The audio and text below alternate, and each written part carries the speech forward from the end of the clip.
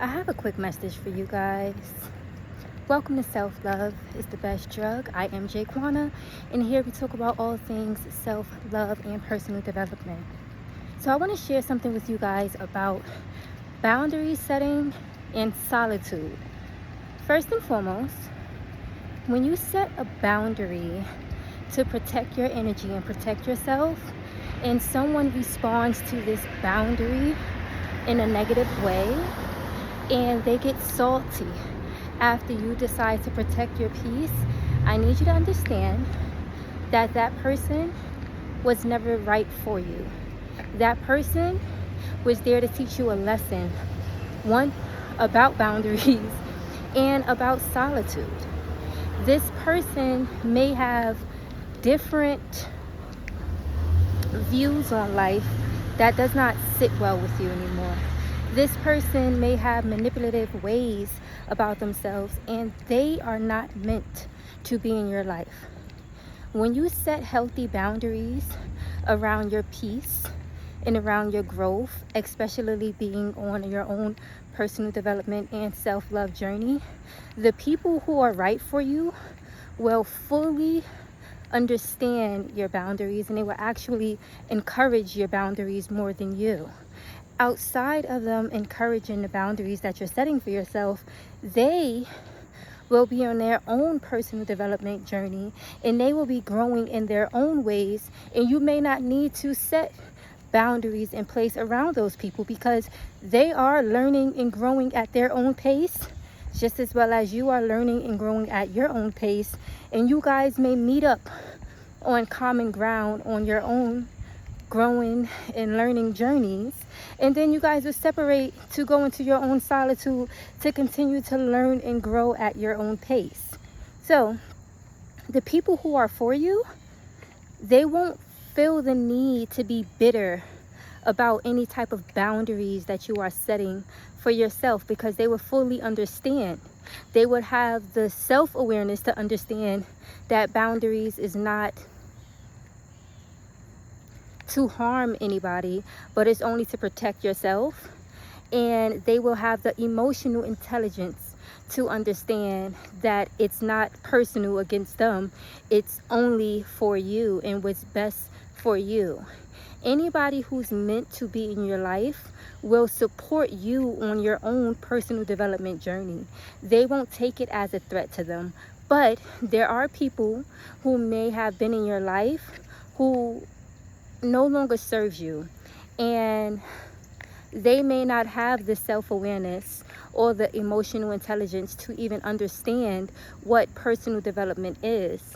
If you are currently on a journey of developing yourself to the next level, those type of people are not supposed to be in your life anymore.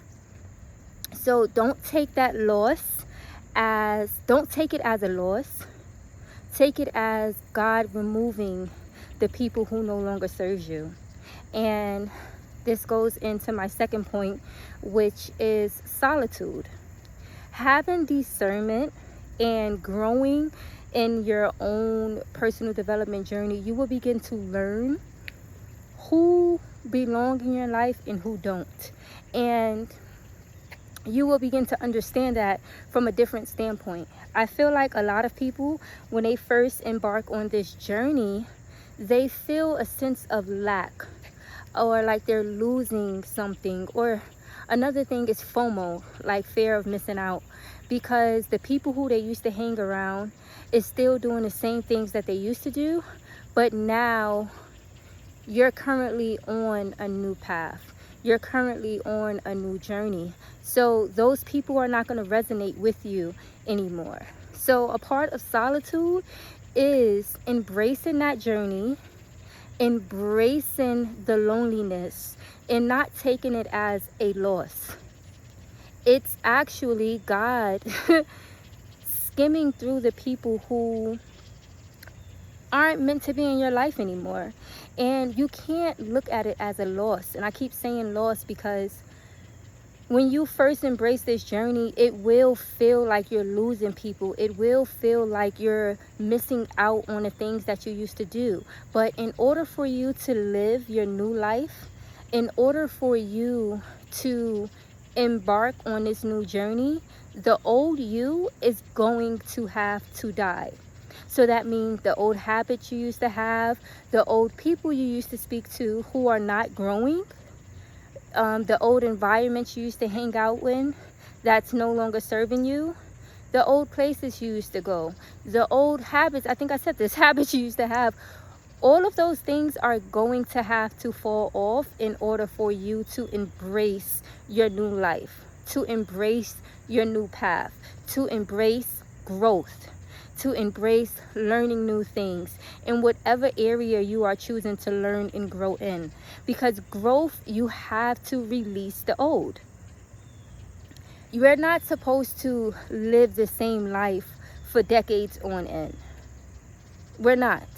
You are put here to learn and grow. And like I said, in whatever area you choose to learn and grow in, whether it's personal development, mentally, spiritually, emotionally, physically, whatever area you are choosing to learn more in and to grow in, people who you are attached to in ways in that specific area is going to fall off. So, for example, I have been journaling. I have been journeying through emotional intelligence. And I have been learning so much about emotional intelligence in psychology and how people maneuver through their emotions or choose to avoid their emotions. And in me learning more about my emotions and how to handle them in more of a healthier way, opposed to avoiding them or opposed to drowning them out with drugs or distractions. A lot of people fell off in my life because they were not willing to do the work that I was willing to do on myself, or learn the information that I was willing to learn about emotional intelligence. And it doesn't mean that I love them any less. It doesn't mean that they are less of importance to me now, but I'm in a different part of my journey in my life to where they can no longer stay. And there's nothing wrong with that. We grow and we learn, and you have to continue to grow and learn regardless of what the people who was in your life or in your environment chose to do. There's not one person in life that's meant to do life with you completely but God. Now granted, if you was blessed enough to find a life partner who's willing to learn and grow with you through the different phases of life that you live, that is a beautiful thing, and kudos to you. Like, really, kudos to you. But I feel like we have a lot of relationships and a lot of friendships and a lot of relationships within our families that aren't meant to go the long haul. Like, they were literally put in our lives to teach us lessons. And when you look at life from a perspective of lessons and blessings, you will allow those lessons to be learned and continue to move forward with your head held high, understanding that that person taught me a lot about whatever the case may be.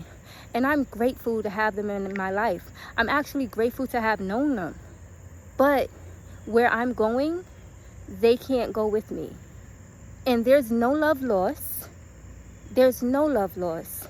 But I am moving forward with my life. I can no longer hold myself back at this same mental space, at this same emotional level that I was in the past, because I'm choosing to learn and to grow and experience life in its full totality. I feel like we are all God's expressions in the 3D realm.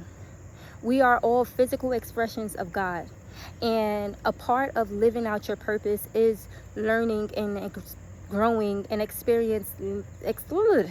I'm getting tongue-tied. A part of living out your purpose is learning and growing and living life to its full capacity. So the more you know, the more you will be able to grow. And we understand we don't know everything, but it is important to continue to grow and continue to live. And once you've made it out of survival mode, once you're actually able to say, I want to grow on a different personal level.